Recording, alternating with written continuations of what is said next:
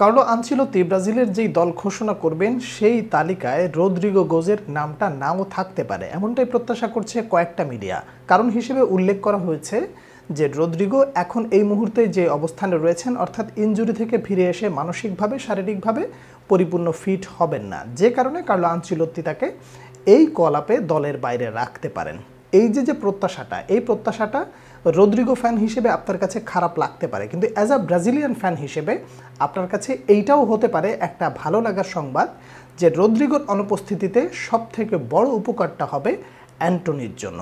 রদ্রিগোর না থাকাটা অ্যান্টনির জন্য অনেক বড় একটা সুযোগ হতে পারে। তার কারণ হলো রিসেন্ট টাইমে অ্যান্টনি আসলে যেই লেভেলের পারফর্ম দেখিয়েছেন, বিশেষ করে রিয়াল ব্যাটিসের জার্সি গায়ে, এর পরেও আসলে যে তিনি ব্রাজিলের দলে ডাক পাবেন না, এটা চিন্তা করাটাই আসলে অমূলক।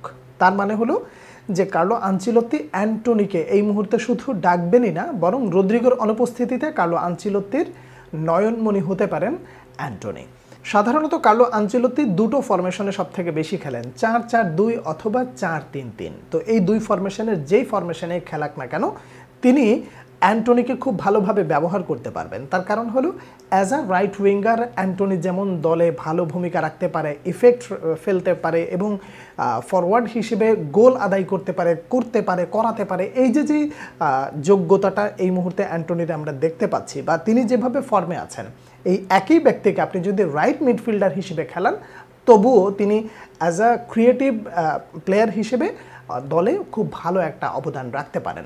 রদ্রিগো না থাকাটা অ্যান্টনির জন্য এতটাই বড় একটা সুযোগ, সেই সুযোগের কথাই বোধহয় কয়েকদিন আগে অ্যান্টনি বলেছিলেন যে আমি আসলে এই মুহূর্তে যেই পর্যায়ে রয়েছি, আমি এতটা ভালো সময় উপভোগ করছি, বিশেষ করে রিয়াল ব্যাটিসে আমি ঘুমোতে যাই তখনও আমি ভালো সময় কাটাই, যখন ঘুম থেকে উঠি তখন আমি ভালো সময় কাটাই। তো এই ধারাবাহিকতাটা আমি ব্রাজিলের নিয়ে যেতে চাই, আমি নিজের জায়গা ফিরে পাবার জন্য আমি লড়াই করতে চাই। তো এখন অ্যান্টনির সামনে যে সুযোগটা চলে এসেছে, এই সুযোগটা অ্যান্টনিকে খুব ভালোভাবে কাজে লাগাতে হবে। ব্রাজিলের এই মুহূর্তে যে অবস্থা, সেই অবস্থাতে কার্লো আনচেলত্তি প্রথম কল আপে অ্যান্টনিকে রাখবেন, এটা আমার মন বলে। তার কারণ হলো যে সর্বশেষ যে ম্যাচগুলোতে অ্যান্টনি রিয়াল ব্যাটিসে যেই চমকটা দেখিয়েছেন, রিয়াল ব্যাটিসের একটা রং পরিবর্তন করে ফেলেছেন, ভেতরে একটা উদ্যম নিয়ে এসেছেন, এই জিনিসটা হচ্ছে কার্লো আনচেলত্তি সব থেকে বেশি পছন্দ করেন।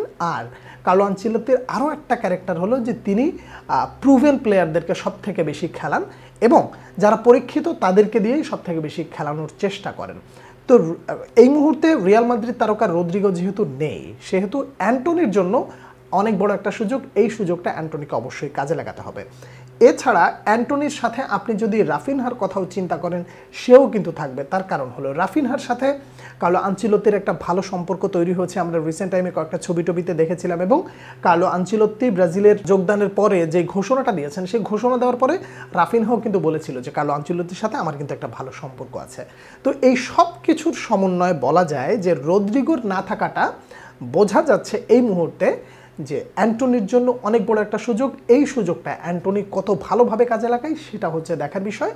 আমি ব্যক্তিগতভাবে আশা করছি কার্লো আনচেলত্তি অ্যান্টনিকে দিয়ে দুর্দান্ত কিছু করাবেন, সেই সাথে সাভিনহোকেও যদি ডাকেন, অথবা তিনি আসলে যাকেই ডাকুক না কেন অ্যান্টনির ব্যাকআপ হিসেবে কিংবা অ্যাজ আ রাইট ফরওয়ার্ড হিসেবে, আমি আমার ব্যক্তিগতভাবে বলে দিতে পারি যে অ্যান্টনিকে যদি ডাকেন তাহলে এই অ্যান্টনি হবেন কার্লো আনচেলত্তির নয়নমণি।